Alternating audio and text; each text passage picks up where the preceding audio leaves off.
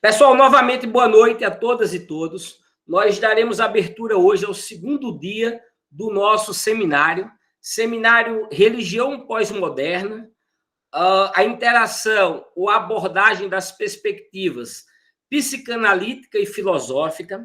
Hoje, mais especificamente, nós iremos falar do tema central do nosso seminário. Ontem, nós tivemos a belíssima palestra do professor Fábio. Giovana fez uma cirurgia segunda-feira, está aqui conosco presente, mas não vai conseguir participar. Lembrando que esse é um projeto de iniciação científica.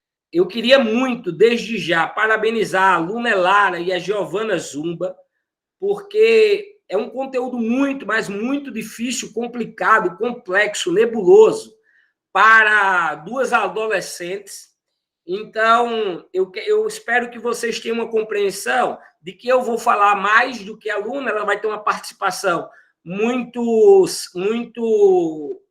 curta, né? Muito mais simples, explicando a perspectiva filosófica, mas depois eu vou voltar a falar sobre a perspectiva filosófica, e a ideia é que nós consigamos, ao final, explicar a religiosidade pós-moderna e explicar essa religiosidade pós-moderna vista sobre um olhar psicanalítico e filosófico. Eu sou Hugo Brandão, para quem não me conhece, eu sou coordenador da especialização em ciência da religião no Instituto Federal de Alagoas e coordeno dois grupos de pesquisa CNPq. O NERES, que é organizador deste evento. O nosso projeto de pesquisa está ligado ao NERES, ao grupo de pesquisa CNPq do IFAL, que é o Núcleo de Estudos da Religião, Sociedade e Educação. Educação e Sociedade, desculpa. E o NEFIL, que é o Núcleo de Estudos da Filosofia. É bem difícil assim alguém ter liderar dois grupos CNPq. Eu consegui, e aí esse de filosofia a gente está tentando ainda dar um suporte nele, né, uma força nele, ele é recente. Então, quem quiser for da área da filosofia e que quiser nos conhecer, fiquem à vontade. Acho que tem o meu... Qualquer coisa eu coloco aqui o meu contato no chat. Dito isso, então, voltando, aberto o nosso segundo encontro do nosso seminário de religião pós-moderna, uma análise psicanalítica e filosófica. Esse trabalho, esse projeto de PIBIC, ele se relaciona às minhas pesquisas. Eu tenho estudado ou tentado compreender a dinâmica religiosa na contemporaneidade, o que eu passo a denominar de religião pós-moderna. Então, aqui parte de dois pressupostos. Normalmente eu tenho que, ao início de uma palestra ou dos meus textos, explicar o que é pós-modernidade. Eu já estou um pouco cansado. Então, tem diversos vídeos meus no canal do YouTube do NERES ou no meu canal privado sobre religião pós-moderna ou sobre o que é pós-modernidade. Não que eu não vá falar aqui, mas vou falar um pouco menos, porque senão a gente não chega no Freud, no Lacan, no Taylor, no Bauman, na interação da psicanálise e da filosofia para entender o fenômeno religioso. Então, retomando, eu vou passar muito brevemente sobre a pós-modernidade e aí cunhar o termo que é religião pós-moderna. Longe de mim me arrogar a dizer que esse termo é meu, é um conceito meu. Eu não conheço quem use como eu uso. Inclusive, o meu texto mais citado é Religião na Pós-Modernidade. Foi um texto de 2016, eu acho. Então, assim, como eu estou tendo muita dificuldade para estabelecer os conceitos, eu acabo de publicar, não lancei ainda, e aí quero fazer um merchan e quero divulgar para vocês, um livrozinho de bolso pequeno sobre pós-modernidade e os sujeitos pós-modernos. Então, só para definir o que é pós-modernidade, que é uma tarefa hercúlea. É uma tarefa quase que impossível. Vocês vão ver a dificuldade de definirmos o que é pós-modernidade, mas a gente vai partir de uma definição aqui. E um outro livrinho, igualmente de bolso, curtinho, sobre o que é... Deixa eu tirar o meu WhatsApp aqui, que ficou tocando aqui, ó. Desculpa, pessoal. Outro livrinho menorzinho sobre a religião pós-moderna. Existe uma dinâmica, um processo diferente hoje que faz a religião do tempo presente, do que nós chamamos de condição pós-moderna, ser estritamente diferente da religiosidade ou da religião vivenciada em tempos pré-modernos. Digamos que a modernidade foi um processo de transição para o que nós estamos vivenciando hoje.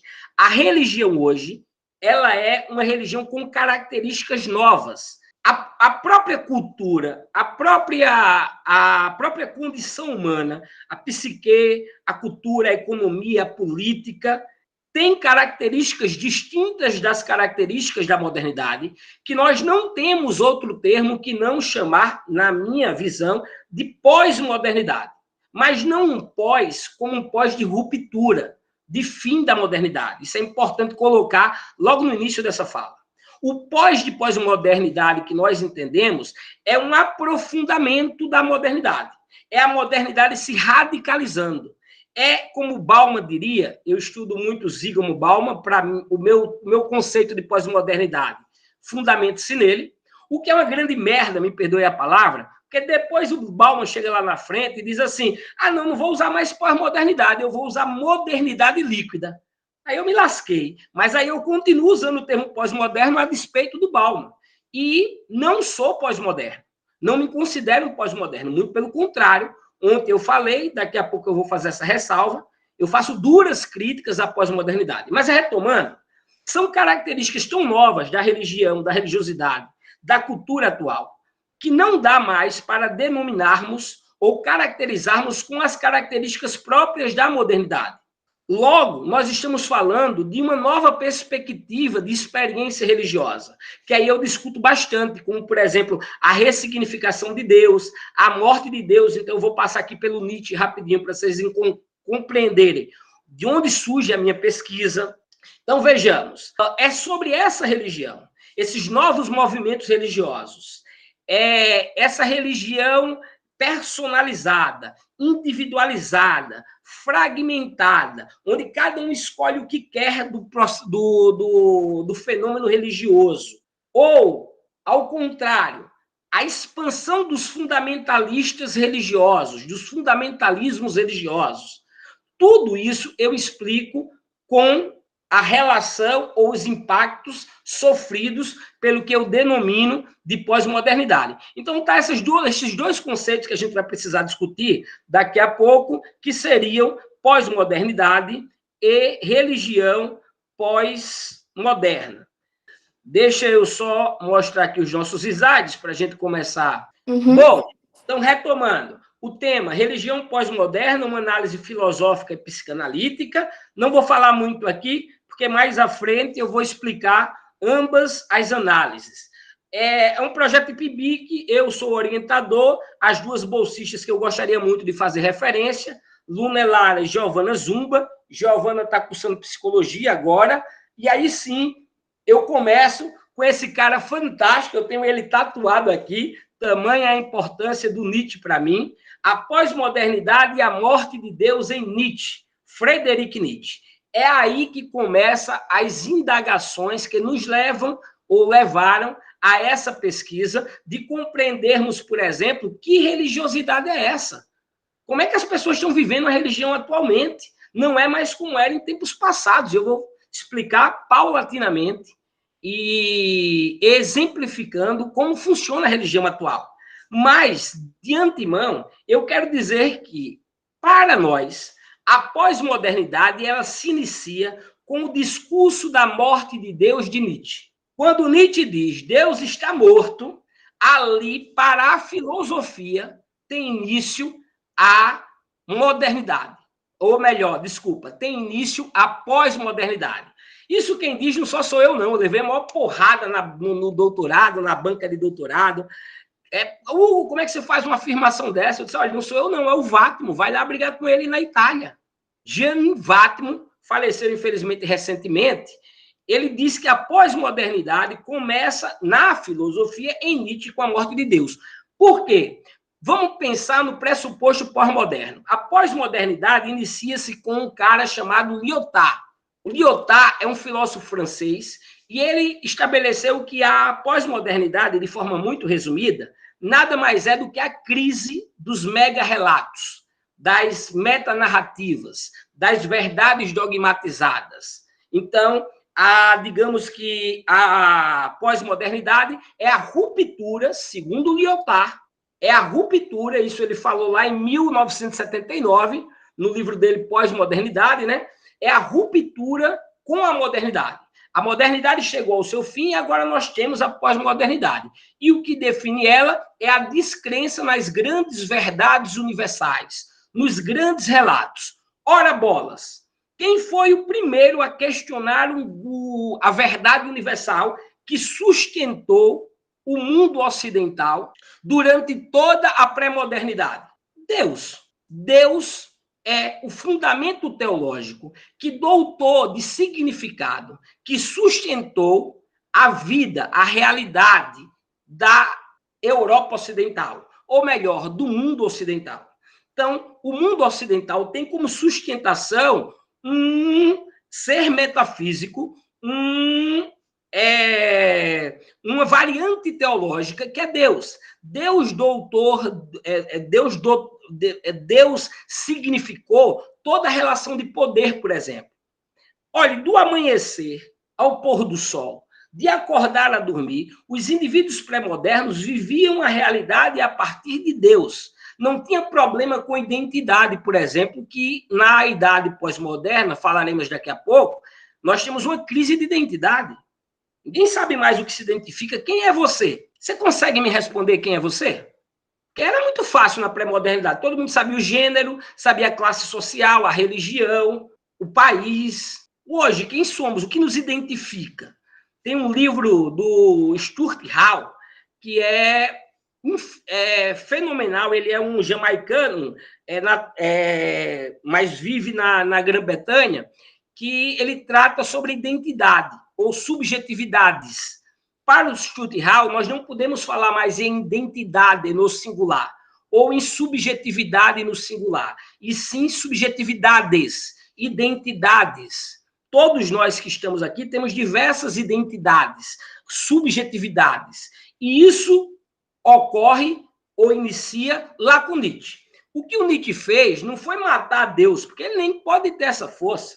O Nietzsche ele fez uma constatação sociológica, sociohistórica.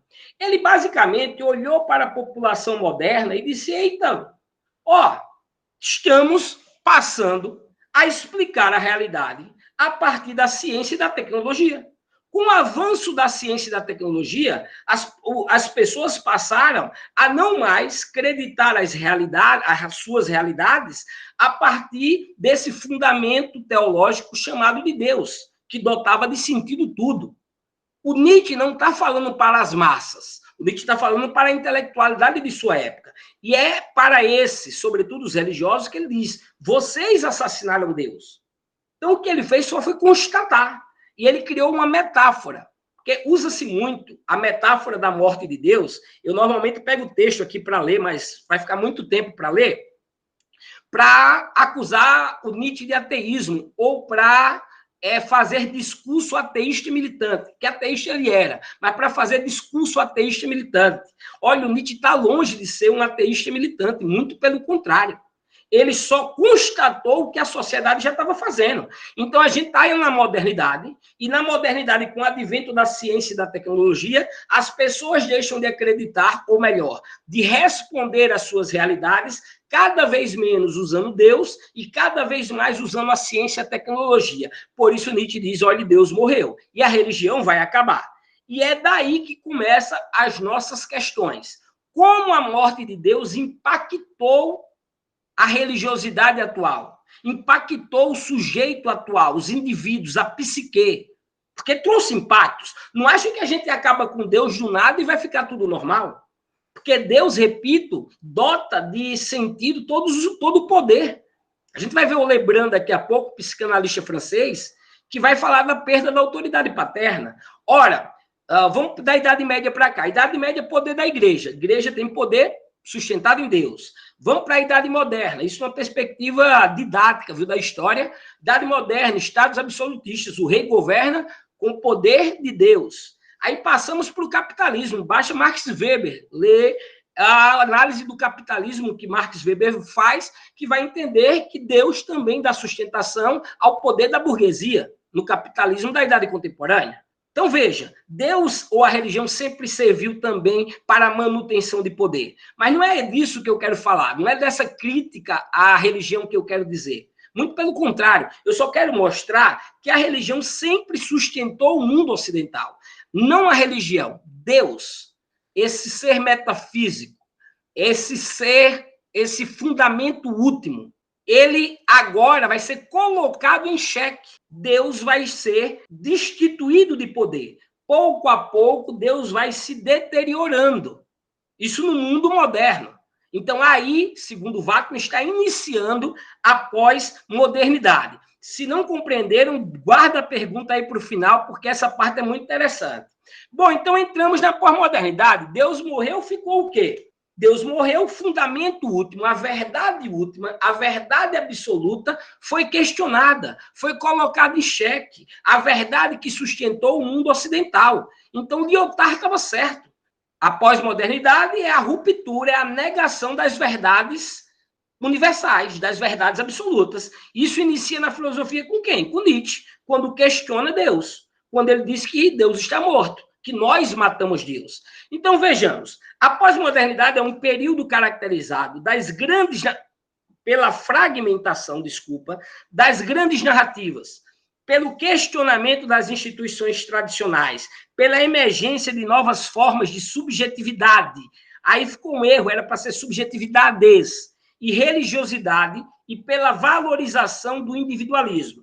A pós-modernidade questiona verdades absolutas e coloca em xeque a ideia de progresso linear da modernidade. Além disso, destaca-se pelo enfrentamento das instituições tradicionais, como a religião, e aí eu falo especialmente das religiões institucionais, da religião tradicional e o Estado, e pela predominância da cultura do consumo, que o Bauman vai tratar muito.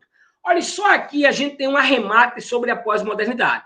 Mas eu queria colocar a pós-modernidade como, diferente de Lyotard, não como a ruptura da modernidade, e sim como sua continuação.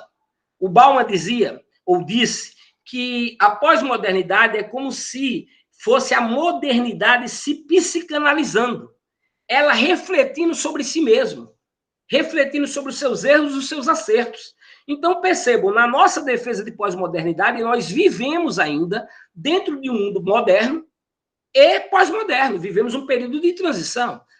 Nem todas as características da modernidade se acabaram, como, por exemplo, a racionalidade, o método, para alguns a crença no conhecimento científico, a crença linear no progresso, mas temos que reconhecer que já não são verdades absolutas.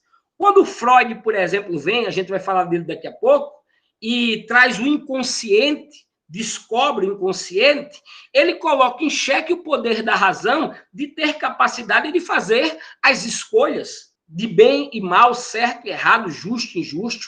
Os mestres da suspeita, Freud, Marx e Nietzsche, eles são chamados assim por Ricoeur, eles colocam em xeque as verdades modernas, racionalidade, a economia, o Marx com a luta de classes, criticando diretamente o liberalismo econômico. Você tem o Freud trazendo o inconsciente, o Nietzsche fazendo uma dura crítica à religião. Então, veja, essa atmosfera pós-moderna vai gerar novas características que já não podem mais ser acomodadas pelo termo moderno. Beleza, existem características da modernidade que se mantêm, mas outras não. Hoje nós vivemos um individualismo latente, uma crise de identificação, uma crise de identidade. As verdades absolutas, elas são questionadas. Há um questionamento à figura de autoridade, porque se Deus, que dotava de autoridade todas as autoridades abaixo dele, morreu, segundo Nietzsche, nós o matamos, nós deterioramos essa figura de alteridade, como diz na psicanálise.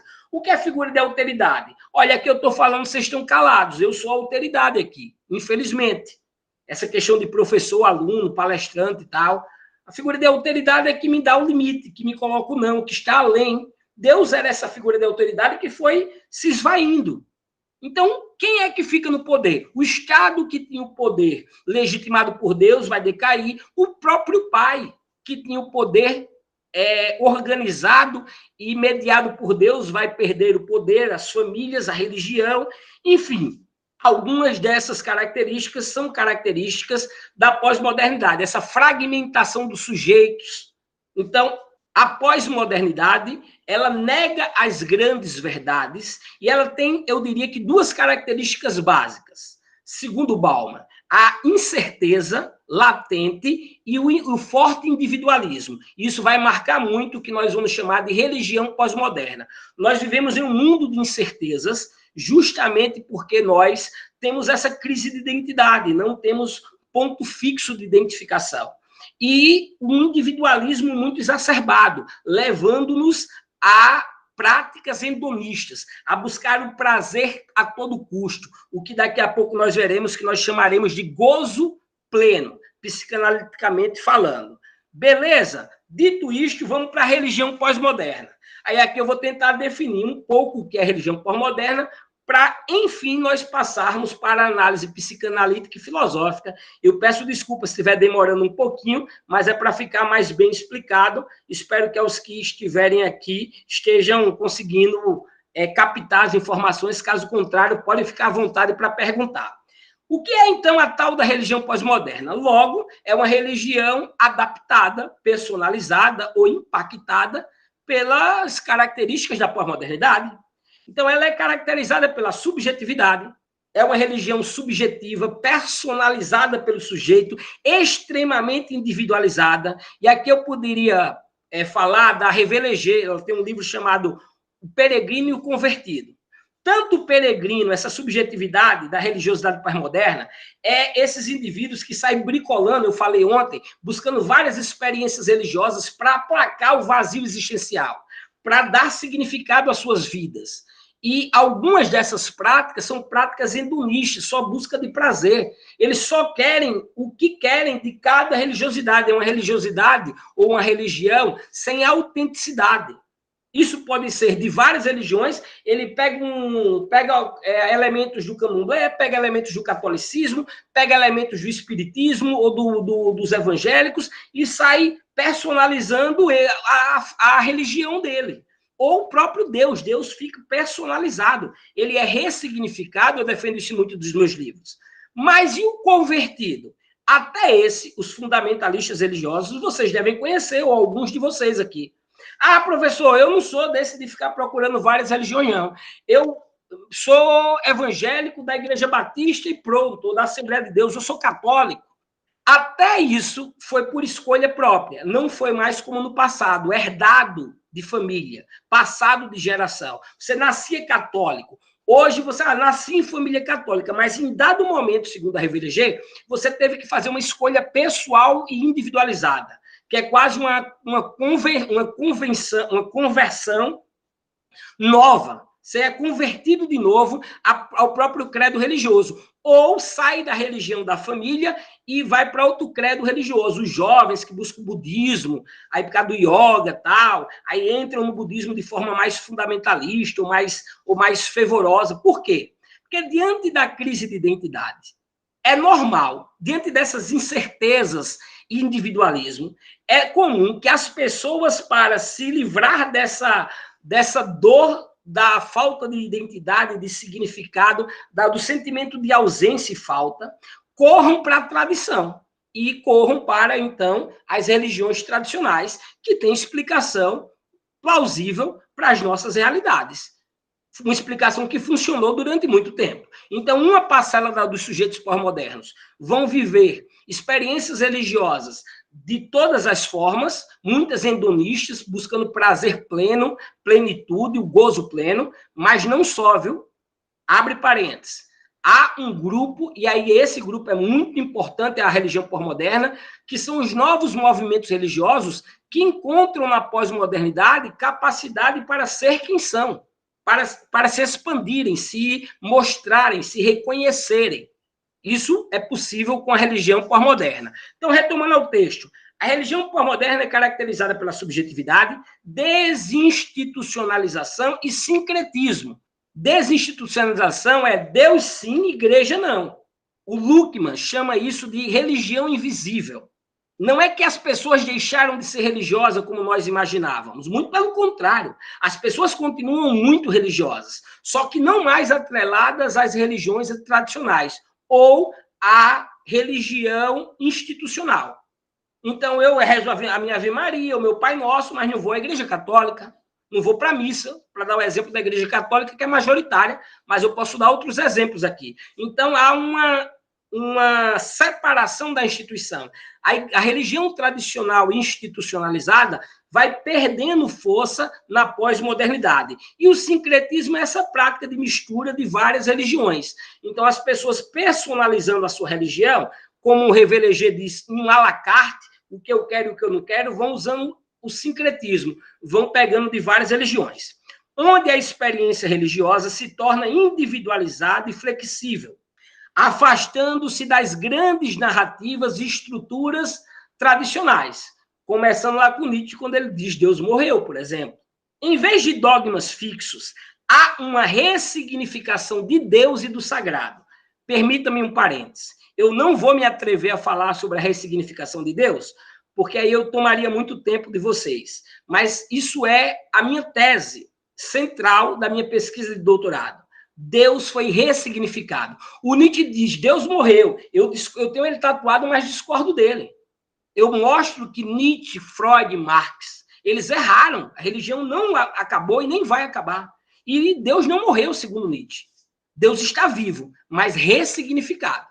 Só que Nietzsche acertou por um ponto. Aquele Deus, fundamento último, que dotava a realidade de sentido, verdade última, fundamento e sustentação da vida cotidiana, esse Deus morreu. Esse Deus, fundamento último, metafísico, julgador, repressor, esse Deus morreu. O Deus que nós falamos na pós-modernidade é um Deus ressignificado. Só para dar curiosidade em vocês, é um Deus a serviço do fiel. Inverteu-se. Não é mais o fiel que está a servir Deus. É um Deus milagreiro para operar milagre, para te trazer a felicidade. Isso não só estou falando do evangelho da prosperidade, não. Estou falando até das religiões tradicionais que tiveram que se adaptar e se personalizar para não perder fiéis e se personalizar a essas demandas dos sujeitos pós-modernos. Então, é um Deus operador de milagres, operador da felicidade, é um Deus que serve ao fiel, é um Deus que eu quero Deus, mas a interdição dele, não. O não vindo de Deus, a interdição, a alteridade, eu não quero, não. Eu quero Deus que me sirva. É basicamente isso. Permitindo... Aí, retomando, há uma ressignificação de Deus e do sagrado, permitindo combinações de diferentes tradições espirituais, conforme as necessidades pessoais, subjetivas, mais individualizadas. Além disso, a espiritualidade se torna um produto de consumo, adaptável ao estilo de vida contemporâneo, coexistindo tanto com a secularização, que é essa religião cada vez mais desvinculada da religião institucional ou das religiões tradicionais, quanto como novas formas de religiosidade alternativas que nós vemos com bons olhos, por exemplo, a crescente dos novos movimentos religiosos. É importante essa questão de a espiritualidade se torna um produto de consumo, porque isso vai afetar o que nós chamamos de religião pós-moderna. Porque seja as religiões tradicionais e institucionais, seja os novos movimentos religiosos, ambos nessa disputa de fiel, nessa disputa do mercado de fiéis, se adaptam a responder às necessidades mais subjetivas, às necessidades mais individualistas dos sujeitos pós-modernos. Bom, religião pós-moderna e uma filosofia, religião pós-moderna, uma análise psicanalítica e filosófica. Agora sim, explicado o que é pós-modernidade e o que é religião pós-moderna, nós partimos para o âmago da nossa pesquisa, e aí eu vou ler rapidinho esse texto com vocês para ficar mais bem fixado. A religiosidade na pós-modernidade, aqui vimos agora, reflete a tensão entre a busca por sentido, nessa crise de identidade, e a fragmentação cultural característica desse período. A partir da integração, que é o que nós vamos defender, entre as perspectivas psicanalítica, cujo qual nós usamos o Freud, o Lacan e o Lebrun, que não está aqui, mas a gente usa, e filosófica, cujo usamos autores como Charles Taylor e Zygmunt Bauman.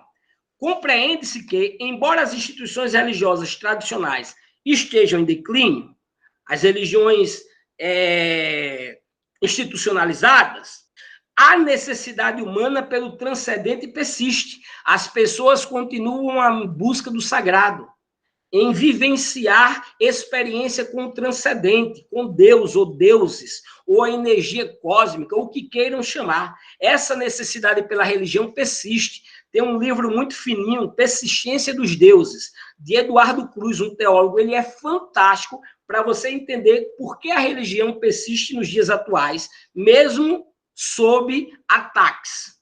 Essa religiosidade apresenta de forma mais individualizada, como eu falei, fluida e adaptável, respondendo às demandas subjetivas dos sujeitos e às transformações sociais e culturais da contemporaneidade. Então, nós pretendemos aqui, a partir de uma análise psicanalítica, usando Freud e Lacan, sobretudo, mas também Jean-Pierre Lebrun, psicanalista francês ainda vivo, da Universidade da França, e uma análise filosófica usando Charles Taylor e Zygmunt Bauman, compreender essa movimentação, essa caracterização da religião pós-moderna. Para começar, nós já começamos com a psicanálise, a abordagem psicanalítica. Está aí o nosso querido Freud. A pós-modernidade e a transcendência, uma análise psicanalítica. Vamos para a análise psicanalítica. Depois a aluna vai falar da análise filosófica e eu faço a integração das duas. Este estudo analisa o impacto da pós-modernidade na religião, com foco nas mudanças na transcendência. Transcendência é Deus. O foco é que Deus passou a se ressignificar. Deus passou a ser usado, digamos assim, como conceito, como transcendente, como sagrado, para corresponder e apaziguar os desejos mais individuais, as necessidades mais subjetivas dos indivíduos pós-modernos.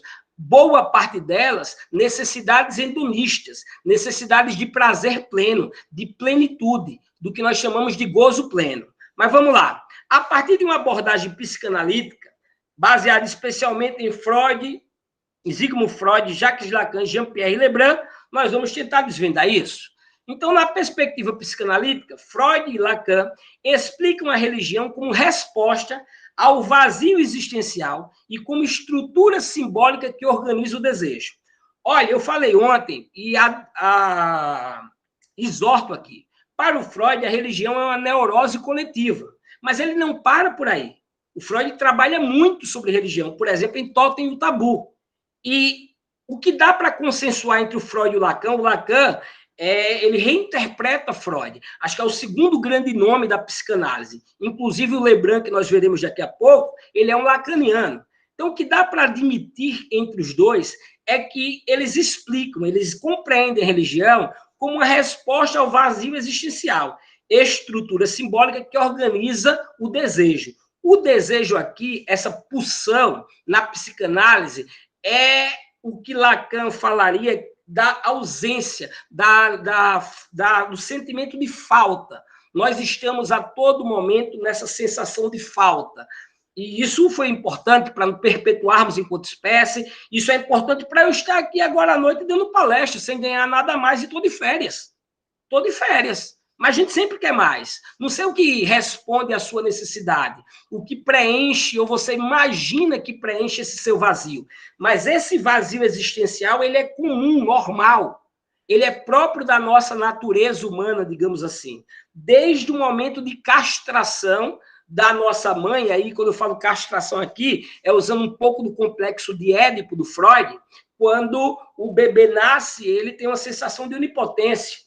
Aí, normalmente, aquele pai burucutu da pré-modernidade ia lá e separava da mãe, botava o menino no quarto, ia fazer sexo com a mãe e já separava. Ele era a figura de alteridade, a figura de limite. Hoje, nós temos diversas patologias já indicadas por crianças que dormem com os pais até 5, 6, 7 anos. Eles não convivem com o medinho deles, com se acordar sozinho, tem sempre o cheirinho da mãe. São questões para discussão mais à frente, mas que eu queria mostrar, por exemplo, que desde esse momento a criança deixa de ser onipotente e nós vivemos já na sensação da falta, na busca da falta. E, segundo Lacan, nós entramos no universo humano quando fazemos o furo. Não vou explicar o furo de Lacan, que precisava de uma hora aqui, mas basicamente é entrar no mundo da linguagem. Olha, vou dar um exemplo. Uma criança, porque a gente vai falar da perda da autoridade paterna. Uma criança não fala. Dá 2 anos, ela não fala. 3 anos, ela não fala. Amanhã, já dá uma água. E dá o gogó. Pega a criança e... Isso eu estou falando crianças sem necessidades especiais, crianças comuns, neurotípicas. Aí bota ela na creche. Não dá uma semana, a criança começa a falar. Por quê? Porque ela começa a encontrar o limite que não foi dado em casa, que é o que o Lebrun fala do não. O não que limita. O não que humaniza. Então, a humanização é alcançada, segundo a perspectiva freudiana, a partir do contato social. E no Lacan, a partir da entrada no mundo da linguagem. E esse mundo da linguagem é sempre um mundo ou uma realidade de falta. Eu só falo porque algo me falta. Primeiro, para pedir, lá na criança, para pedir água, para pedir leite, para pedir comida. Então, normalmente, a fala é por essa sensação de falta. Seja como for, vamos pensar que a religião, entendida por eles, ela vem com resposta, com preenchimento desse vazio existencial. É uma estrutura simbólica que organiza o nosso desejo, organiza as nossas pulsões.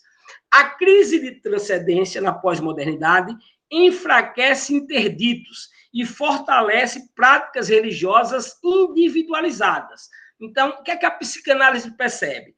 Há uma crise na transcendência, desde Nietzsche lá, quando Nietzsche diz Deus morreu. Por isso que advogamos que ali começa a pós-modernidade. Esses interditos enfraquecem.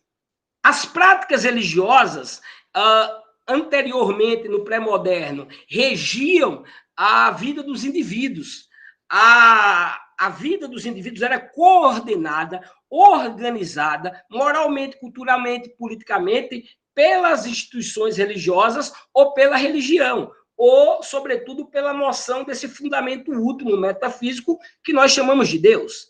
À medida que essa transcendência, esse Deus é colocado em xeque, que nós passamos a começar a duvidar dele, que nós passamos a começar a explicar a nossa realidade a partir da ciência, a partir da tecnologia, e abandonamos essa explicação última dos fatos, Deus, ele vai se deteriorando e vai perdendo a plausibilidade, vai perdendo a força de interdição, a força de limite.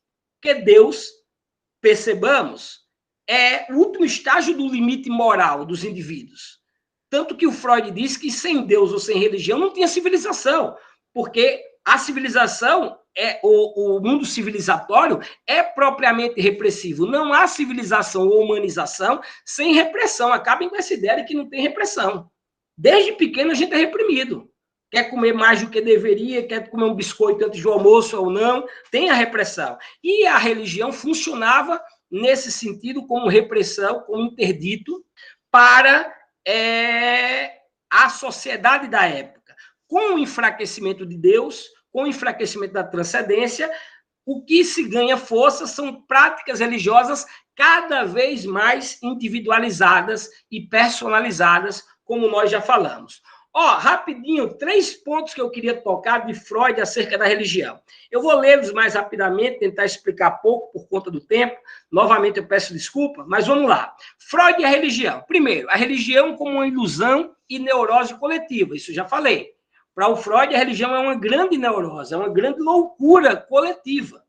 Ela surge como resposta ao desamparo humano, oferecendo consolo e organizando a vida social através de normas e interditos simbólicos. Então, veja, por mais que o Freud entenda que a religião é uma neurose, ele entende que ela foi uma resposta a esse desamparo, a esse vazio existencial dos indivíduos, e que ela é importante para normatizar, para eu ia dizer reprimir, mas a palavra não é mais adequada, mas, digamos, para organizar, normatizar a sociedade através dos interditos simbólicos, através, por exemplo, da moralidade religiosa. Isso se dá por conta da figura paterna e do desejo. Aí eu explico esse segundo tópico. Deus representa o pai primitivo, que Lacan vai chamar em nome do pai, internalizado no superego. A religião canaliza o desejo humano e limita impulsos instintivos para a convivência social. Quero transar a todo custo, instintivamente. Estou com meus hormônios, a flor da pele, estou com 19 anos, a testosterona, tal. Posso? Não. Hoje existem leis, mas as leis, não esqueçam, são leis constituídas a partir de premissas religiosas.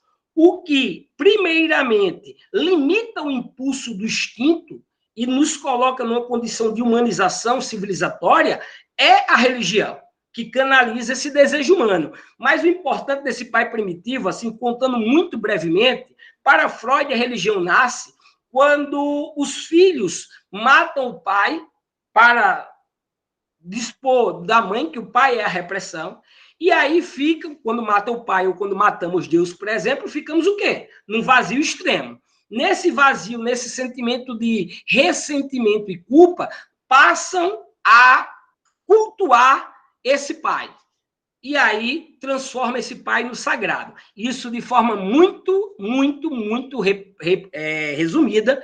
Eu estou trazendo como o pai primitivo internaliza o superego, né? A repressão. Surge a religião a partir desse assassinato do pai, das hordas primitivas, e depois o ressentimento e culpa passam a cultuá-lo, a adorá-lo. E aí nasce a perspectiva religiosa, segundo Freud. Bom, o Freud, ele tem um terceiro ponto, que é a promessa de gozo pleno como ilusão. A religião traz essa ilusão. O próprio Peter Berg, um dos maiores sociólogos da ciência da religião, ele diz que a religião é alienação. O Marx, quando disse que a religião era alienação, não estava errado. A religião aliena mesmo. Deixa a vida me levar, vida leva eu. Só posso levantar as mãos para o céu, agradecer e ser fiel por tudo que Deus me deu. Olha essa música do Zeca Pagodinho para as massas. Ela traz conforto, deixa a vida me levar. É o que Deus quiser. Não vai fazer nunca com que as massas tomem consciência e se rebelem contra o sistema ou lutem por melhorias, enfim. Seja como vocês pensarem, a religião traz esse conforto existencial e, por sua vez, é alienação. Sempre esteve atrelada ao poder. Entretanto, eu defendo em vídeos e mais vídeos, a religião é extremamente importante, como o próprio Peter Berg diz, porque ela é a maior ferramenta de luta, de combate, de enfrentamento à anomia. O que é a anomia? A completa falta de sentido, o caos. Nada mais nos faz lutar tanto contra a anomia como a ferramenta ideológica da religião, porque dota a nossa existência de sentido. Eu perdi o meu irmão em 2022 e eu estou aqui com vocês na certeza de que vou encontrar ele no infinito. Eu me considero um deísta, eu acredito em Deus, e se não fosse isso, eu não sei se eu estaria aqui falando com vocês. Então, a religião também traz essa questão de significar a minha realidade, de dotar de sentido. Então, vejamos, a busca por satisfação total é impossível e colide com o princípio da realidade. Não há plenitude, segundo a psicanálise. Essa sensação de falta nós vamos ter sempre. Uns querem preencher com o amor da vida, o tal de cara metade. Eu quero saber quem inventou a tal da cara metade. Um outro não vai preencher este teu vazio. No máximo, no relacionamento, eu preencho dele, ele vai preencher no meu, e assim sucessivamente. Mas ninguém preenche. A religião não vai preencher, o dinheiro não vai preencher, as drogas, o álcool não vai preencher. Esse vazio é nosso, é natural. E é ele que nos faz sermos humanos. Imagina se toda hora a gente está feliz. A gente não consegue dar conta da complexidade da vida. A gente não consegue dar conta ou ser empático ao sofrimento do outro, ou até o nosso mesmo. Então, a plenitude não existe e a religião, nesse sentido, vem para apaziguar ou para ser esse interdito simbólico de tentativa de corresponder a esse vazio existencial. A religião pós-moderna, centrada no bem-estar individual, está fadada à frustração, pois o desejo é insaciável. Então, aqueles que vivem buscando a religião para terem novas experiências com o sagrado, para responderem às suas questões existenciais, aí vão buscar a ayahuasca, nada contra, viu? Inclusive eu quero um dia ter experiência. Aí vão buscar a missa de cura, aí vão buscar o pastor fulano de tal, a mesa branca de não sei onde, só para ter experiências religiosas diversas, para matar ou aplacar a sua necessidade subjetiva, o seu desejo pulsante, a sua sensação de falta. E, segundo Freud, esse desejo é insaciável, ou seja, a plenitude não existe. Vejamos Freud para passar rapidinho. Olha o que o Freud fala. Embora o totem possa ser a primeira forma de representante paterno, o Deus será uma forma posterior, na qual o pai reconquistou sua aparência humana. Uma nova criação como está, derivada do que constitui a raiz de toda a forma de religião. A saudade do pai poderia ocorrer se, do decurso do tempo, alguma mudança fundamental se houvesse efetuado na relação do homem com o pai. Basicamente, aqui o Freud escreve muito difícil, é aquela questão que eu expliquei dos filhos assassinarem o pai, e depois, ressentidos e se sentindo culpados, passam a cultuá-lo. Aí nós temos a raiz de toda forma de religião, que constitui a religião, o aparecimento da religião. Vamos para Lacan rapidinho. Lacan, transcendência. Vou tentar ser mais rápido que Lacan. 3 tópicos aqui para Lacan, muito brevemente. Linguagem de símbolo. Para Lacan, a psicanálise, basicamente, é o Édipo, que o Freud tanto defendeu, para o Lacan é diferente. O complexo de Édipo seria a entrada no mundo da linguagem. Então, a transcendência ligada à linguagem, e a importância na estrutura social. Essa transcendência, ela se dá, sobretudo, pela nossa capacidade de significar o real, de conseguir aplacar essa sensação de falta que entrar no mundo da linguagem nos dá, porque a linguagem ela é incompleta, ela nos faz ou nos leva sempre à sensação de falta. A linguagem por si só não nos completa. Então, essa linguagem, esse símbolo do transcendente ligado à linguagem, ele é importante para estruturar a sociedade. Como eu disse, o Freud fala do pai primeiro, aquele pai primitivo que foi assassinado pelos filhos. Já o Lebrun, ele fala da função paterna que impõe limites. Declínio leva à fragmentação social. Deixa eu explicar isso aqui. Em vez de falar do pai primitivo, o Lacan cria o nome do pai, que seria essa função paterna que impõe limites. Seria esse Deus, a alteridade, esse Deus que, doutor de limite, à sociedade, às relações sociais. E houve um declínio, uma fragmentação social desse poder, dessa figura de alteridade. Repito, se Deus morreu, se tiramos o poder de Deus enquanto capacidade de limitar as ações humanas, como legitimamos, então, todas as outras instituições? Então, nós teremos uma crise institucional, uma crise de crença nas instituições. Porque o Estado, então, assegura o seu poder a partir de quê? Porque sempre foi a partir de Deus. O pai e a mãe asseguram o seu... Olha, o pai hoje é deslegitimado. Eu queria muito falar aqui, por exemplo, da lei da palmada, lá da Xuxa, daqueles psicólogos que falaram da palmada.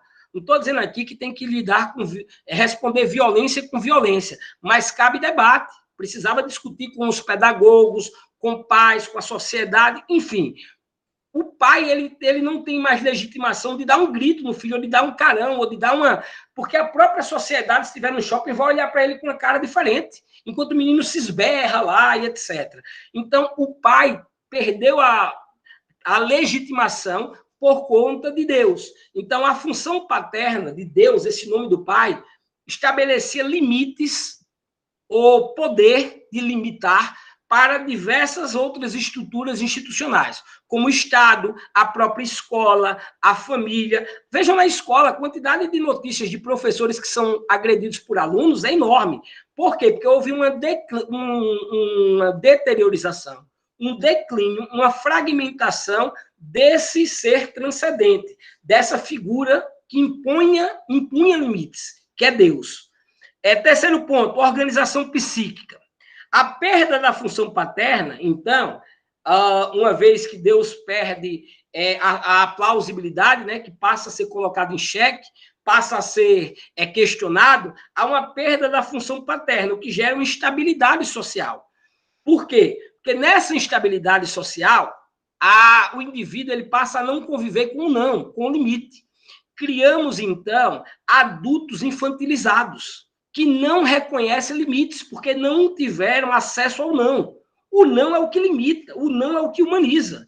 Porque não tendo não, eu sou onipotente, eu sou todo-poderoso. Então, a criança, o Lebrun vai falar da perversão comum ou perversão ordinária, ela é perversa por natureza. O que é que humaniza a criança? O não, que é o limite. Ora, o professor está dizendo que criança é perversa. Veja como a criança, eu tenho 2 filhas, amo meus sobrinhos e amo crianças, viu?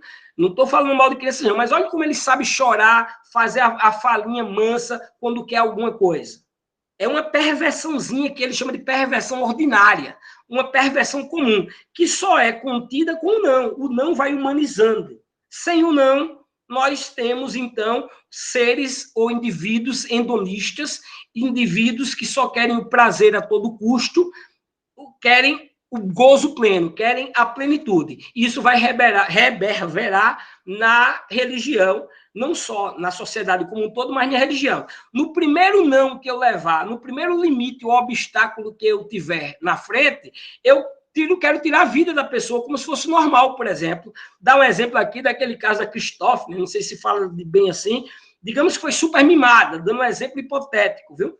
Quando o namorado não é aceito pela família, ela quer tirar o obstáculo do amor dela, da plenitude dela, que são os pais. Vamos lá e assassinamos os nossos pais. Isso é um exemplo radical do que eu estou querendo explicar, longe de ser o exemplo comum, viu? Espero que me entendam. Bom, só para finalizar Lacan, olha o que ele diz. Ela, a religião, encontrará uma correspondência de tudo com tudo. É, inclusive, sua função. O analista permanece aí, está aí como um sintoma. Só pode durar a título de sintoma, mas você verá que a humanidade será curada da psicanálise, por força de mergulhá-lo no sentido religioso, naturalmente acabarão recalcando esse sintoma. Ele coloca a psicanálise como sintoma. Eu tenho um texto publicado em uma revista Qualis A1, digo isso com muito orgulho, porque é muito difícil publicar em A1, que é Religião e o Triunfo, Religião e o Triunfo sobre a Psicanálise. É justamente onde eu discuto isso aqui. Para o Lebrun, para o Lacan, a religião vai superar a psicanálise. A religião vai se manter diferente do Freud, que pensou que ela ia acabar. Por fim, o Lebrun e a mutação do laço social. O que é essa mutação do laço social, só para iniciar? Com a perda da autoridade paterna, que eu acabei de explicar, com a fragmentação e deteriorização do poder da transcendência de Deus, que era figura de autoridade, que era figura de limite para a sociedade, nós criamos esses adultos infantilizados, essa geração que não sabe receber um não, que já começa a chorar, já fica depressiva, etc., porque não tem mecanismo, suporte psíquico para lidar com a alteridade, para lidar com o não, com o fracasso, com o limite. E isso vai gerando, segundo o Lebrun, uma mutação no laço social, o que vai impactar na religião, porque vão buscar na religião o prazer, vão buscar na religião a plenitude, resposta às suas demandas individuais. Então, vai ter a deslegitimação, que é a perda da autoridade das instituições, como eu já falei, igreja, Estado, escola, família, passam a perder poder, força, legitimidade, uma vez que nós temos a perda da autoridade paterna, né? Ou a melhor, a perda da autoridade transcendente, que seria essa figura da autoridade, alteridade, desculpa. O fim da tradição, há uma ruptura com laços sociais, a partir de uma busca individualizada. As pessoas estão cada vez mais se isolando em si mesmas. O coletivo perde espaço para o individual. Isso afeta e impacta diretamente a religião, que é justamente o contrário, que tem como uma de suas características, inclusive características positivas, congregar socialmente as pessoas. Estou falando de indivíduos isolados, busca por sentido em relações frágeis, seja relações frágeis com experiências religiosas, seja relações frágeis com o amante, com o ser amado, com ideologias políticas, ideologias outras, enfim, esse é o Jean-Pierre Lebrun. Então, o Lebrun ainda vai falar do declínio da alteridade, como eu disse, vai ter uma crise de legitimação, porque se Deus, que era a alteridade, que era o limite, ele entra em declínio, nós temos a perda de autoridade, de poder de diversas outras instituições. Por exemplo, perda de figuras de transcendência e questionamento da religião pela ciência. Ora, esse declínio da autoridade leva as pessoas a questionarem a religião. A religião, até pouco tempo, era inquestionável. Ela normatizava a vida dos indivíduos. E, por fim, o que eu falei desde sempre, o gozo pleno, que é essa busca impossível por satisfação total. Plenitude não existe. Nós vivemos buscando ou querendo buscar o gozo pleno. Eu agora mesmo estou gozando aqui, estou tendo uma pulsão libidinal, uma pulsão sexual, como diria Freud, muito forte. O gozo para Freud não tem nada a ver necessariamente com genitália, com pênis ou vagina, não necessariamente. Gozo é o prazer de se estar aqui, por exemplo, dialogando com vocês um assunto que eu gosto tanto. Então, aqui eu não queria parar, mas eu sei que vocês têm limite. Daqui a pouco todo mundo sai, eu começo a reclamar aqui, porque eu não sou onipotente. Então, eu tenho que entender que a plenitude não existe, que eu tenho que dar fim a esse momento, mesmo que eu, por minha vontade, queria passar a noite toda conversando com vocês, explicando sobre o que eu gosto muito de fazer, que é explicar, que é palestrar. Então, o sujeito sempre está em falta, e nessa falta ele vive em busca do gozo pleno, como eu já expliquei. Lunelara, pode começar, pai, agora, por favor? Vou começar a falar um pouquinho sobre a perspectiva filosófica, que o Pai já falou muito sobre a psicanálise. Vou falar sobre a filosofia agora. A perspectiva filosófica, a gente usa Taylor e Bauman como base para explicar tudo. A gente vai explicar com Taylor e Bauman. Taylor vê a secularização como diversificação e a busca por autenticidade. Isso quer dizer que ele entende a secularização não apenas como o fim da religião, mas como uma diversificação das crenças e uma busca por autenticidade. Já Bauman destaca a liquidez e a fragmentação das práticas religiosas. Ele traz a ideia de modernidade líquida, como ele falou no começo, destacando como as práticas religiosas hoje são fragmentadas e instáveis. A religião deixa de ser institucionada e passa a ser mais personalizada, transitória e adaptada ao sujeito contemporâneo. Ou seja, a religião ela deixa de ser algo institucional e fixo e se torna algo mais individual. Então, cada pessoa acaba tendo a sua. Pode passar. Vou falar um pouquinho sobre Bauman agora. Vou ler o slide para vocês conseguirem ter uma base e depois vou explicar. A primeira ideia é a modernidade líquida e a religião. A fragmentação e a fluidez da pós-modernidade impactam a experiência religiosa e as instituições perdem centralidade e estabilidade. A segunda ideia é a religiosidade como consumo, que é a fé se tornando personalizada, transitória e adaptada às necessidades individuais. A lógica de consumo enfraquece os laços comunitários tradicionais e risco de espiritualidade superficial diante da volatilidade das crenças. Agora eu vou explicar. Bom, Bauman, ele aprofunda a ideia de falar de relação entre a modernidade líquida e religião. Por quê? Como foi dito no início da apresentação, Bauman, ele acredita que a pós-modernidade é a modernidade se radicalizando, é a continuação da modernidade, não a ruptura. Então, quando passa para esse período de pós-modernidade, tem um impacto muito grande na religião.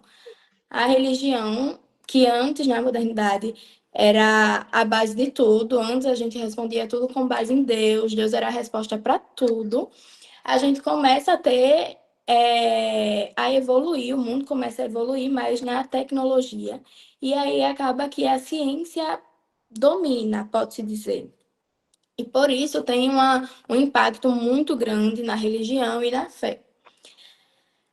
Quando a ciência começa a ganhar, a se desenvolver mais, a religião acaba, pode-se dizer que perdendo a centralidade. O que antes era o teocentrismo, que era Deus no centro, agora é tudo com base na ciência. Então, a gente antes respondia tudo com base em Deus. As respostas eram respostas com base no teocentrismo, eram as respostas teocêntricas. E aí a gente começa a falar muito sobre a ciência, começa a querer que as respostas sejam com base nos experimentos, nas experiências que são feitas.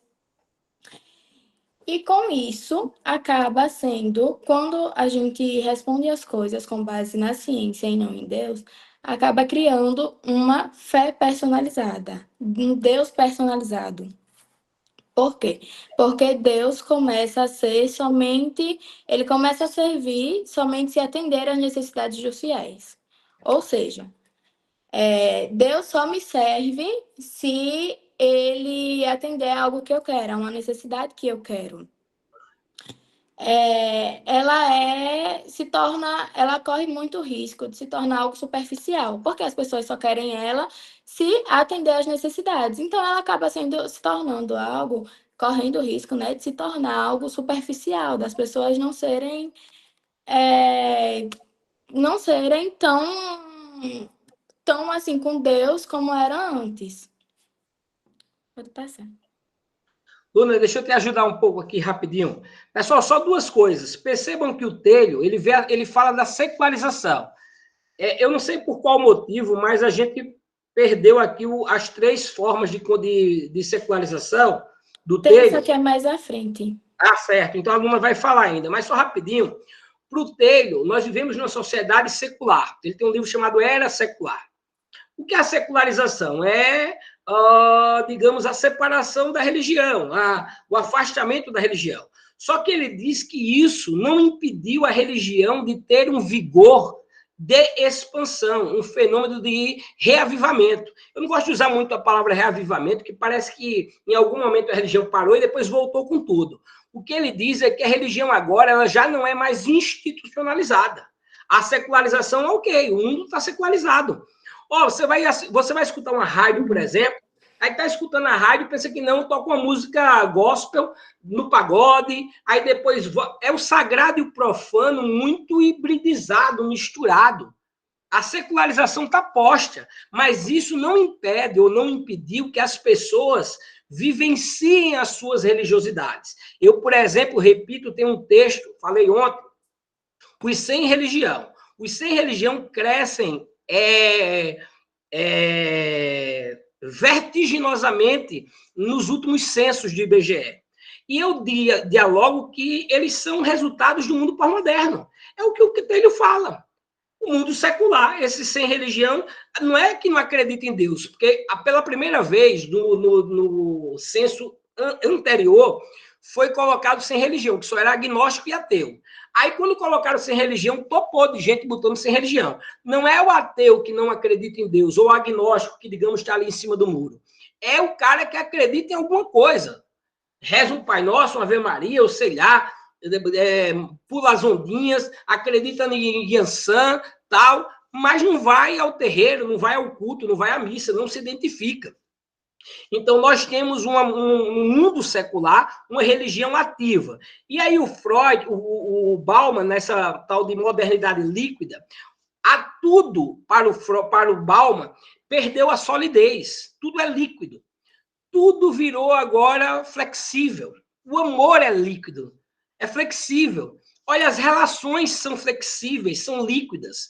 Você pode se tornar, digamos, um amigo meu, e basicamente, ou amiga minha, e basicamente eu falar uma besteirinha aqui, você vai lá e me dá o dislike, por exemplo, ou sai do meu Instagram. Isso aí já é o sentido de que acabou a amizade. Veja como tudo é muito fluido, é muito líquido. A religião, então, ficou líquida, perdeu sua solidez. Por quê? Porque nós estamos, segundo Bauman, e Luna, desculpa, era só para falar isso aqui, que não estava no slide. O Bauman vai dizer o seguinte, para vocês entenderem o Bauman. A sociedade que tem muita liberdade não tem segurança. E quem tem muita segurança não tem liberdade. No mundo pré-moderno, tinha-se muita segurança. Todo mundo sabia a religião, sabia quem era, sabia o seu gênero, sabia a sua posição política, a sua classe social. Tinha segurança. Por exemplo, não existia crise de identidades. Ninguém se perguntava quem sou eu no mundo pré-moderno, como a gente se pergunta. Ideologia, eu quero uma para viver. Cazuza vem cantando isso desde a década de 80. Ora, tem cristão cantando que quer ideologia. Não sabe nem por que vive. Eu quero uma ideologia, eu quero alguma coisa para viver. Isso não existia para o pré-moderno. Ele tinha segurança, mas faltava o quê? A liberdade.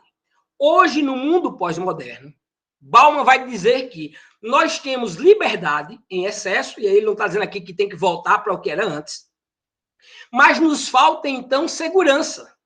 A segurança da identidade, por exemplo, não nos tem mais, por isso que nós estamos numa crise de identidade, numa perda de estabilidade das instituições, uma fragmentação e fluidez que impacta as experiências religiosas. Consegue entender? Vou tentar dar um exemplo melhor. Um passarinho preso numa gaiola, ele tem o quê? Ele tem segurança, mas não tem liberdade. Ele não tem nenhum animal que vai devorá-lo, ele tem comidinha toda hora, aguinha toda hora, ele tem segurança, mas não tem liberdade. Ao passo que eu liberto esse passarinho ganha a liberdade, entretanto, ele perde a segurança. Ele agora vai ter que enfrentar predadores, ele vai ter que procurar sua própria comida, sua própria água, enfim. Essa dinâmica, esse contraste de segurança e liberdade é o que nos faz ou nos leva para essa crise existencial da pós-modernidade, segundo Bauman, o que acaba nos fazendo personalizar a fé e pegar a fé ou a religião e adaptar as nossas individualidades. E aí ele fala muito dessa lógica de consumo, porque nessa lógica de consumo as religiões passam a se adaptarem a oferecer o que o sujeito pós-moderno requer para apaziguar essa crise que ele está vivendo. Então, é uma superficialidade ao risco de uma espiritualidade superficial e a volatilidade das crenças. Luna foi muito bem, viu? Só precisava dar esse adendozinho. Passando. Vou fazer uma citação breve de Bauman agora. Foi a agonia da infindável jornada que obscureceu o brilho do artifício e lhe amorteceu a atração. Recordando o caminho percorrido, os que buscavam lares descartariam as esperanças passadas como a miragem e considerariam sua nova sobriedade frustrada o fim da utopia, o fim da ideologia, o fim da modernidade ou o advento da era pós-moderna. Com isso, Bauman quer dizer mais ou menos que a perda de esperança é o fim das grandes utopias que marcaram a transição para uma nova era. Isso mostra como a modernidade ela perdeu força como um guia claro para o futuro. Pode passar. A crença, só para dar um adendo, a crença, por exemplo, no progresso linear, que desde o Hegel, nós acreditávamos que a gente está em progresso, que com o advento da ciência e da tecnologia, a gente só ia ter progresso. Isso é próprio da modernidade, a crença nas descobertas científicas, no avanço tecnológico. Hoje, a maioria de vocês que estão assistindo, muito provavelmente, hora ou outra, pensa no mundo distópico. A gente já não tem mais a crença que tinha no passado no avanço da ciência, muito pelo contrário. O avanço da ciência, guardado as devidas proporções do que eu estou falando, gerou as bombas atômicas, gerou uma tecnologia que está acabando com o planeta, que está colocando em risco a perpetuação da espécie, em risco toda a humanidade. Então, nós Estamos mais para uma perspectiva distópica de realidade futura do que para a crença no progresso. Então, como será possível defendermos que ainda estamos vivendo na modernidade? Por isso que advogamos, assim como Bauman, que nós vivemos numa era pós-moderna. Isso sem sepultar, sem que represente a sepultura da modernidade. A modernidade continua, mas em transição. Está dentro dela, ou coexistindo com ela, essa condição pós-moderna. Eu e você mesmo, a depender da idade, eu faço 40 esse ano. Eu sou muitas características modernas e muito de mim é pós-moderno. Isso a gente vai verificando à medida que vai estudando. Luna? Vou falar agora sobre Taylor e a secularização dele e da pós-modernidade. Ele vai destacar duas consequências principais desse cenário, que é o individualismo exacerbado e a perda de significado. O individualismo exacerbado é uma visão individualista, desprendida do contexto social. O que isso quer dizer? Que as pessoas começam a seguir caminhos muito pessoais. Elas deixam de ser o que antes era um contexto social, um contexto como uma sociedade, um todo, passa agora a ser somente eu, por exemplo. Tipo, como é que eu posso explicar para vocês? Antes eu pensava no bem da sociedade em que eu vivo. Hoje em dia eu penso no meu bem. Eu penso que se eu estiver bem, tá ótimo, já tô feliz. A gente começa a não ligar mais para o próximo, começa a ser muito individualista. Então, quando a gente diz que vira uma fé personalizada, por exemplo, é uma fé que atende às necessidades, às minhas necessidades. Então, se Deus fez algo que eu queria muito uma coisa, Deus só me serve para atender aquela necessidade que eu tenho. E a perda de significado, que é a busca incessante por prazeres efêmeros. O que é a busca incessante por prazeres efêmeros? Como foi falado para vocês o que é o gozo pleno? Ontem o Fábio falou também muito dos desejos. Tudo isso é meio que uma busca pelos prazeres efêmeros. São buscas que a gente está sempre tentando procurar a felicidade, está sempre tentando preencher esse vazio, que, como já foi dito, é impossível, né? Porque a gente precisa disso para viver, para evoluir como pessoas, porque a gente precisa estar sempre evoluindo, precisamos estar sempre buscando ser pessoas melhores. Então, a gente está sempre tentando preencher o nosso vazio, o vazio que a gente tem, com momentos, com coisas momentâneas, como trabalho, estudo, academia, bebida, drogas, enfim. A gente está sempre tentando preencher esse vazio que nós temos para para para se tornar assim, para a gente estar sempre feliz, né? Pode passar. Só um detalhe. Esse termo felicidade, a psicologia, por exemplo, não usa, a psicanálise tem sua dificuldade para usar. Eu tenho chegado à conclusão, à convicção, mas preciso de mais estudos e mais maturidade, que esse termo felicidade está lascando com as nossas vidas. Porque a felicidade está mais atrelada à ideia psicanalítica de gozo pleno do que pensávamos. O que é a tal da felicidade? A psicologia nem trata do termo felicidade porque é um termo mais filosófico. Ela tem outro termozinho. É qualidade de vida, não sei o que, objetivo, um negócio assim. Não lembro agora, me perdoe. Mas a gente vive em busca dessa felicidade inalcançável, que parece que é essa busca de plenitude, que é essa busca por estar feliz. E o que é o estar feliz? Como é que a gente define essa felicidade? Como é que a gente sabe se chegou nessa tal da felicidade? Então, por que eu estou colocando isso? Porque essa perda de significado, segundo o Taylor, né, essa secularização, esse abandono das religiões institucionais, ele leva ao individualismo e à busca de prazeres efêmeros. Daqui a pouquinho, quando eu for fazer a integração deles com os psicanalistas, percebam, logo no início dessa fala, dessa palestra, eu disse que duas características são marcantes na pós-modernidade: o individualismo e as incertezas. Então, esse individualismo exacerbado leva a uma busca de prazeres efêmeros para responder às necessidades mais subjetivas. Luna? Vou fazer uma falazinha sobre Taylor, vou fazer uma citação sobre Taylor. Essa mudança representa a área central e a origem da secularização moderna.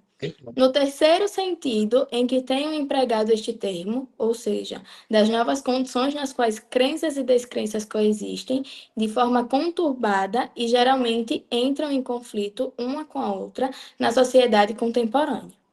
Bom, Taylor quer dizer mais ou menos que a secularização moderna criou um espaço em que crenças e descrenças convivem, mas de forma conflituosa, pode-se dizer. Isso ajuda a entender o porquê que hoje há tanto embate entre a fé e a razão, entre a religião e a ciência. Pode passar. Agora eu vou falar um pouquinho sobre as 3 ondas da secularização de Taylor. A primeira é institucional, a segunda é o declínio das crenças e a terceira é a mudança na fé. Oi. Seja mais breve um pouquinho, que eu vou também tentar ser, que eu sou muito prolixo e pouco objetivo. A culpa é toda minha, não é sua, não, porque já passou muito da hora e o pessoal já deve estar cansado, mas pode ir. A institucional é o declínio da influência da religião na vida pública. É basicamente quando a religião ela perde a força na nossa vida, que é quando tem o declínio, pode-se dizer, né? O declínio da igreja, o declínio de Deus, assim. É quando ele perde o poder central na nossa vida. O segundo é o declínio das crenças, que é a separação da igreja e do Estado. E o terceiro é a mudança na fé, que é o pluralismo religioso e a busca individual. Da busca individual, falei bastante, como o pai me pediu para eu ser breve, né? E o pluralismo religioso é quando cada um busca a sua própria forma de religiosidade. Pode ir. Deixa comigo agora. Bom, rapidinho agora, pessoal, só para fechar, eu vou ler mais do que explicar, prometo. Me perdoe o tempo, espero que tenham gostado e tenha valido a pena, pelo menos. Mas vamos lá. A integração, então, dessas duas perspectivas, dessas abordagens. Nós vimos a busca pelo desejo, a religião enquanto mediadora do desejo, nos seus interditos, lá com Freud, com Lacan, a perda da autoridade de Deus, da alteridade, né, do limite que Deus impunha. Então, a perspectiva psicanalítica nos leva a uma busca de experiências que correspondam às minhas necessidades. Ao ponto que a análise filosófica, seja de Taylor, falando da secularização do mundo pós-moderno, do mundo atual, mas que se mantém a busca intensa por vivências religiosas, ainda que sejam individuais e de buscas de prazeres, coaduna ou corresponde ou conversa com a teoria psicanalística da busca do preenchimento da ausência existencial, da sensação de falta. Então, vejamos, a psicanálise e a filosofia revela que a religião se reinventa na pós-modernidade, conciliando dimensões individuais e coletivas. Há uma adaptação, uma personalização por parte das religiões, sejam as religiões institucionais e tradicionais, ou seja, a religiosidade. Religiosidade é diferente de religião. Religião são as religiões institucionais, eu tenho um vídeo no meu YouTube sobre isso, e religiosidade é a experiência religiosa do indivíduo, beleza? Uma coisa é a Dona Maria que vai na imagem de Nossa Senhora, de Maria das Graças, e se ajoelha e beija pé. A igreja, por exemplo, a igreja enquanto oficial, enquanto religião institucional, tem um posicionamento contrário a isso. Mas a religiosidade da Dona Maria está pouco se importando com o que é oficial, para vocês terem uma ideia da diferença. Então, a religiosidade pós-moderna ela se mantém como mecanismo de sentido e também de resistência, é uma parte positiva, diante das incertezas da vida. Ela persiste por quê? Diante dessa crise de identidades, dessas incertezas que vivemos, a religião é um bálsamo, é uma dádiva. E aí, nesse sentido, eu quero fazer jus ao avanço dos novos movimentos religiosos que nesse mundo pluralista e fragmentado da pós-modernidade, da religião pós-moderna, encontram espaço para serem reconhecidos. Aí vale duas palavrinhas do Taylor: autenticidade e reconhecimento. Segundo o Taylor, o Estado democrático de direito deve reconhecer as minorias. As minorias precisam do reconhecimento, porque eu sou o que sou sendo reconhecido pelo outro, pelo social.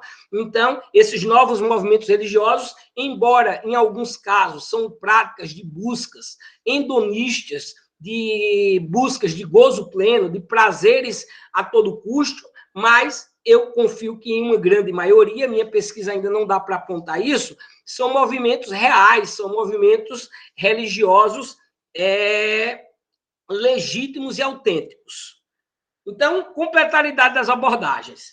A psicanálise ilumina os processos internos do sujeito, a filosofia aborda as condições externas e coletivas da religiosidade, como na questão social do Bauman e do Taylor. A religião como uma prática dinâmica, uma prática fluida, personalizada. Nós percebemos a religiosidade pós-moderna como flexível e reflexiva, à medida que eu vou personalizando, bricolando, e flexível porque eu adapto às minhas necessidades o que quero de cada religião. Ela negocia constantemente entre o desejo individual, trazido pela psicanálise, e as realidades sociais fragmentadas, como a realidade pós-moderna proposta pelo Bauman e a secularização discutida pelo Taylor. Então, nós teremos, por fim, uma reinvenção do sagrado. A religião se ressignificando, o que nós tratamos e conceituamos como religião pós-moderna, em um mundo pós-moderno, por sujeitos pós-modernos. Para finalizar, a integração das perspectivas psicanalíticas, representada por Freud e Lacan, e filosófica com Taylor e Bauman, permite uma compreensão ampliada da religiosidade na pós-modernidade. Enquanto a psicanálise entende a religião como uma resposta à falta estrutural do sujeito e como uma estrutura simbólica que organiza o desejo, como falei há pouco, a filosofia evidencia seu papel como prática social e cultural moldada pelas condições históricas e sociais que ocasionam esta condição sociocultural denominada por pós-modernidade. Essa combinação, então, mostra que a religião, longe de desaparecer, como previa Freud, Marx, Nietzsche, os mestres da suspeita e tantos outros, a religião, tem se reinventado em um contexto de fragmentação e pluralidade, tenho que advertir, mas atuando como um espaço dinâmico de negociação entre o desejo individual por sentido dos sujeitos, que é próprio da psicanálise, e as transformações coletivas da sociedade, tal qual definidas por Bauman e por Taylor.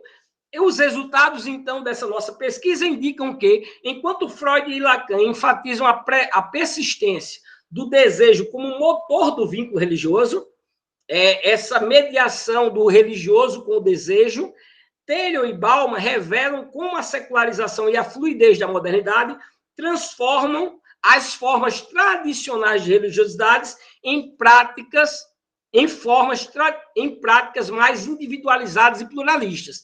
Menos religião institucionalizada, mais religiosidade, experiências religiosas individuais e plurais. A pesquisa, então, conclui que a religião não desaparece na pós-modernidade. Nós temos, sim, uma religião ressignificada que denominamos de religião pós-moderna. Então, a religião não desaparece na pós-modernidade, mas se reinventa, adaptando-se às demandas de um mundo fragmentado. Essa integração teórica entre psicanálise e filosofia contribui para uma compreensão mais abrangente das dinâmicas religiosas contemporâneas, evidenciando a relevância do diálogo interdisciplinar entre psicanálise e filosofia. Concluímos que a religião persiste, sobretudo a título de América Latina, mas se reinventa diante das exigências do mundo pós-moderno. A religião se ressignificou, por isso que é uma religião pós-moderna. Assim como Deus, se vocês puderem ver meus escritos, se ressignificou também, tratando-se, então, de o que nós diríamos, deixa eu parar minha apresentação aqui, tratando-se, então, de um Deus ressignificado. Quero, professor, ter mais acesso. Esse texto nosso está já saindo, já foi aceito, está em editoração, e eu tenho alguns textos que trabalham psicanálise, alguns livros. Bota livros Hugo Brandão no Google, que vai aparecer diversos na Amazon. Eu diria que no Google Play são bem baratinhos, eu estou botando preço de custo, na Amazon está caro. E os diversos textos nossos sobre psicanálise e religião que vocês podem aprofundar. Pessoal, mil desculpas pelo tempo, mas a gente fica aqui o tempo que vocês preferirem. Quem já quiser ir saindo, deixa eu só botar o formulário para vocês assinarem. Aos demais, nós gostaríamos muito que pudessem participar com considerações, com perguntas, enfim, fique à vontade para que a gente faça um grande fórum de discussão. Luna, vai olhando aí se alguém levanta a mão, por favor, que eu só estou fazendo o formulário. Só estou pegando aqui o link. Tá bom.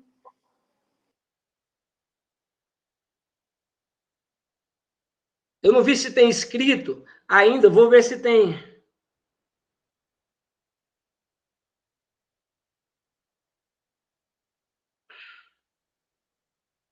Deixa eu só pegar.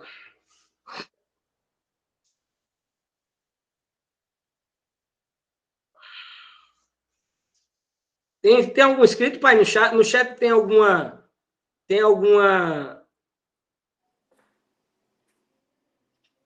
Não, pelo que eu tô vendo, não. Pessoal, quem quiser, levanta a mãozinha, ou só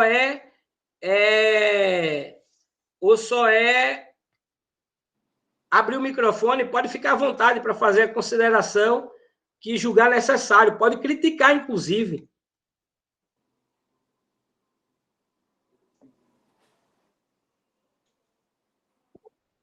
Giovana, fica à vontade. Oi, boa noite. Eu tô bem debilitada ainda, tô falando, minha voz tá muito ruim. Mas eu queria parabenizar os dois, foi muito bom. Me desculpar por não poder participar também da forma que eu queria, da forma que eu gostaria. Mas, sobretudo, queria agradecer a todo mundo que tá presente, esteve presente. E agradecer pela oportunidade, tanto de participar do grupo, tanto de participar do projeto, por todas as oportunidades. Tô muito feliz. É só isso mesmo. Obrigado, Giovana. Nós sentimos muito a sua falta. Que bom que você estava aqui conosco. Pessoal, lista de frequência do formulário está aqui, viu? Onde está o formulário de frequência? Arthur, acabei de colocar. Adriana, psicologia e filosofia, ambas lado a lado. Obrigada. Guilherme, valeu muito a pena. Me empolguei bastante com as colocações. Ô, Guilherme, eu que agradeço, cara. Muito obrigado pelas palavras. Noel, muito bom. Guilherme, fica à vontade, pode falar. Boa noite, pessoal. Boa noite, professor. Não, Boa noite, só queria deixar aqui claro, né, que achei interessante como a gente não consegue, eu pelo menos não tinha percebido essa diferença da religião na antiguidade e hoje em dia, né? Como a gente não consigo explicar sem palavras, mas como a gente trata ela hoje em dia e como era antigamente, né? Eu nunca tinha parado para pensar nesse contexto diferente que a gente está vivendo hoje. Como eu disse, Guilherme, Deus foi ressignificado e colocado a serviço dos indivíduos, a serviço dos fiéis. É uma relação de troca. Nem de troca é uma relação de subserviência.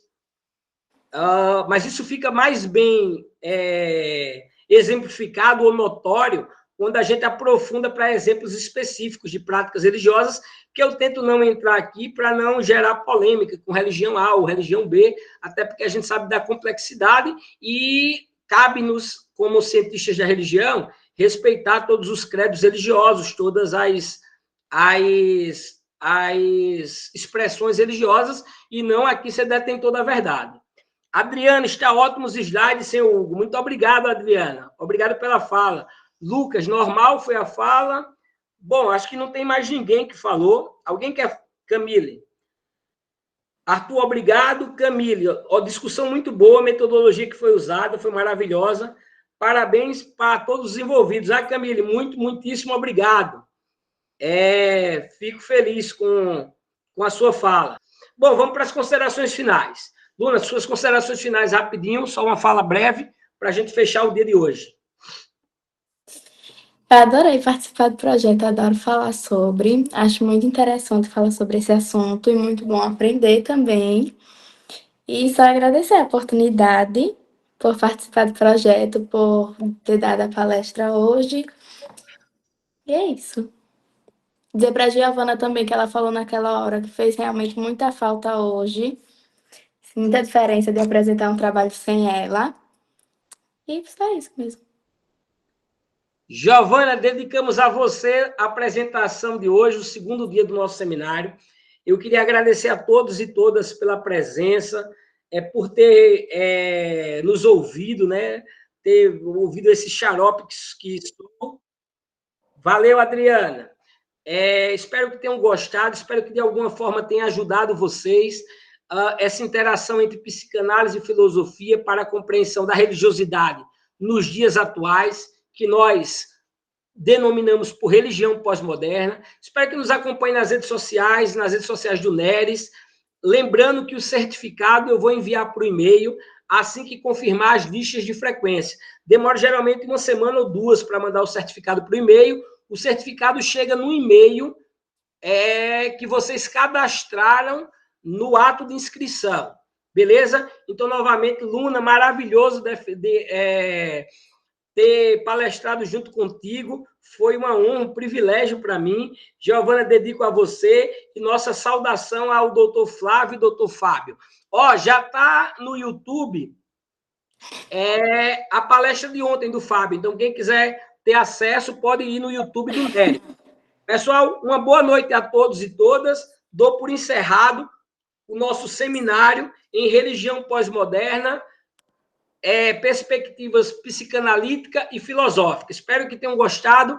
Um forte abraço, até mais.